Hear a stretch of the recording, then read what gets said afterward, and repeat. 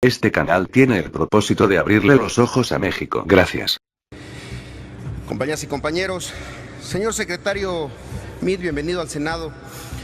Yo no sé si usted lleve la cuenta, pero esta es la 9ª vez que acude al Senado de la República a rendir cuentas sobre alguna de sus responsabilidades en el gobierno federal. 2 veces vino aquí para que fuera ratificado en alguna subsecretaría de Hacienda. 2 veces vino aquí como secretario de Relaciones Exteriores, 1 vez como secretario de Desarrollo Social. Esta es la 3ª vez que acude al Senado como secretario de Hacienda.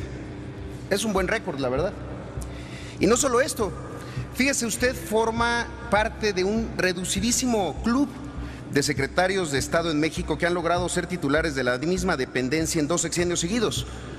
Ahí están los nombres de Salomón González Blanco, de Antonio Ortiz Mena, de Jesús Silva Herzog, de Carlos Rojas. Es usted además el mexicano que más veces ha desempeñado el cargo de secretario de Estado. Es un buen récord. Y entonces uno se pregunta, pues ¿qué tiene este señor Meade?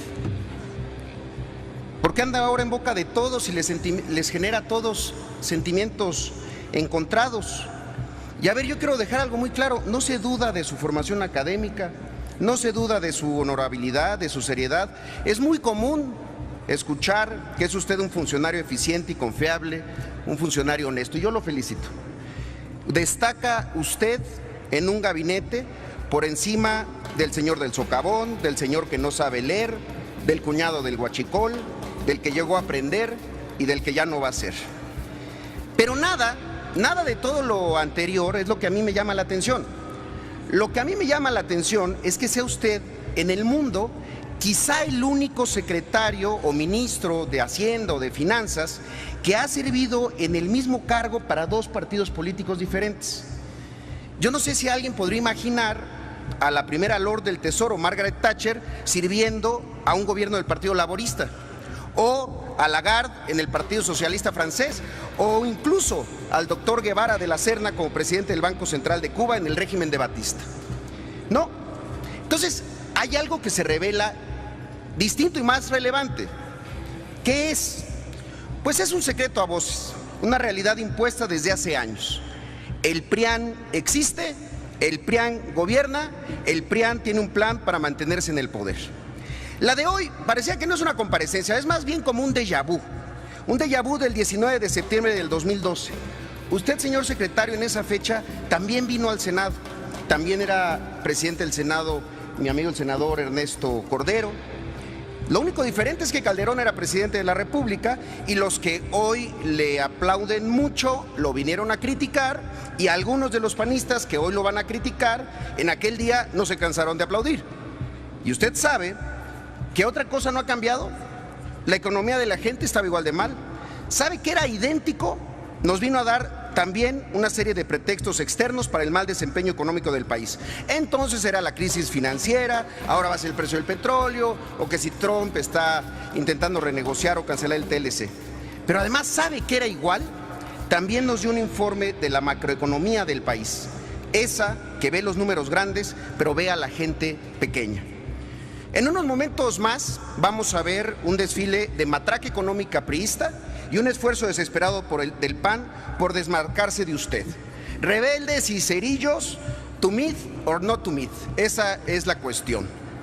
Pero todo esto, termina siendo una gran simulación, porque el plan del PRIAN es simular la alternancia, hacer como que todo cambia para que todo siga igual.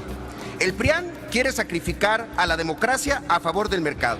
Que cambie el partido político, ¿qué importa? Pero no me toquen al modelo económico. El PRIAN como el gran guardián de las cosas como están. Ese modelo económico que añora un bipartidismo es posible porque ambos partidos políticos se vaciaron de ideología y se llenaron de intereses. Bastó que el PRI abandonara su proyecto de nacionalismo revolucionario y que el PAN dejara atrás la patria ordenada y generosa. Los herederos de Reyes Heroles convertidos en Duartes y los herederos de Gómez Morín transformados en Padres. Llena de razón tiene la boca quien dice que son lo mismo, que son igual, sutanos y menganos. 2 partidos con la misma política económica son igual a nada. Entonces, veamos ¿cuáles son los resultados económicos de los 17 años del PRIAN?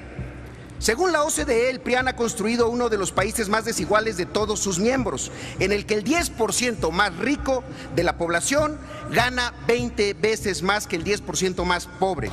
Oxfam afirma que de 2007 a 2012 creció un 32% la cantidad de millonarios de México. Bajo este modelo tomaría 120 años reducir la brecha de desigualdad.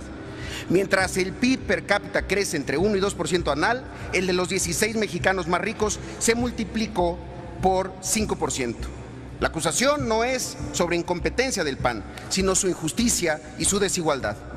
Según el Coneval, en 17 años 300,000 personas más cayeron en pobreza alimentaria y 12.2 millones de personas más cayeron en pobreza patrimonial. Y en los últimos 8 años lograron que 2.7 millones de personas más vivieran por debajo de la línea de bienestar mínimo, dando un total de 21.4 millones de personas pobres en el país. Ese es el modelo económico del PRIAN que quieren que prevalezca y quieren que se mantenga en el país. No crecemos, pero no es nuestra culpa. Entonces, yo quisiera preguntarle una serie de preguntas muy concretas, muy breves, que son las mismas preguntas que hace 5 años les preguntó otro senador aquí mismo, en este Senado, y que usted no contestó. La primera, la gente se pregunta, decía este senador de la República, que además es un gran economista. La gente se pregunta, ¿cuánto explica el bajo crecimiento del PIB la inseguridad que prevalece en el país? La gente se pregunta, ¿cuánto explica el mal desempeño económico el incremento de los impuestos cuando había que reducir los impuestos? La gente se pregunta, ¿cuánto explica la disminución de los apoyos al campo cuando había que fomentarlos? La gente se pregunta, ¿cuánto se explica por el cierre de instituciones de la banca de desarrollo y la disminución en inversión productiva cuando en una crisis se requiere lo contrario?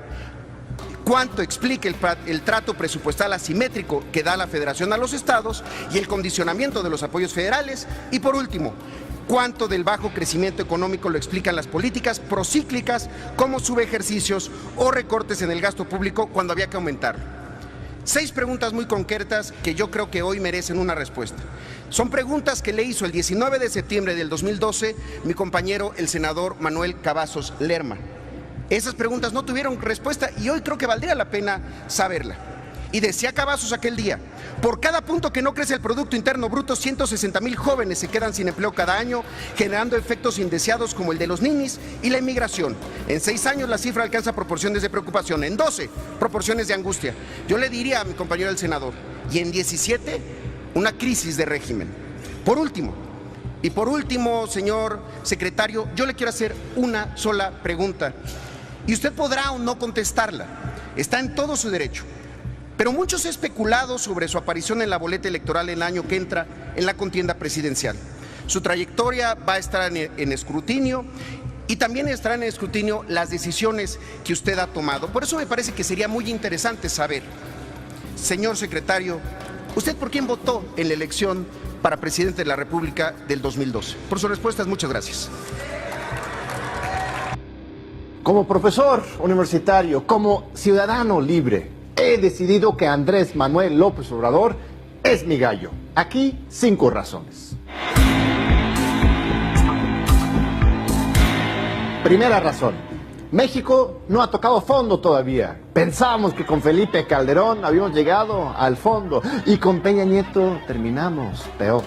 Si en 2018 el mismo sistema logra imponer su candidato, con la corrupción, con la compra de votos y con el fraude, nos va a ir muy mal en México.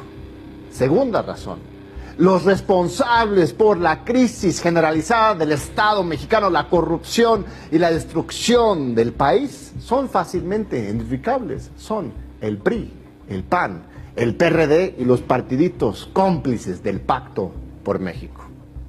Tercera razón, el partido Morena, el nuevo partido creado hace 2 años por López Obrador, le ha apostado a cambiar la historia y no repetir los mismos errores del PRD. Morena se plantea y nace como un partido movimiento, cercana a la gente.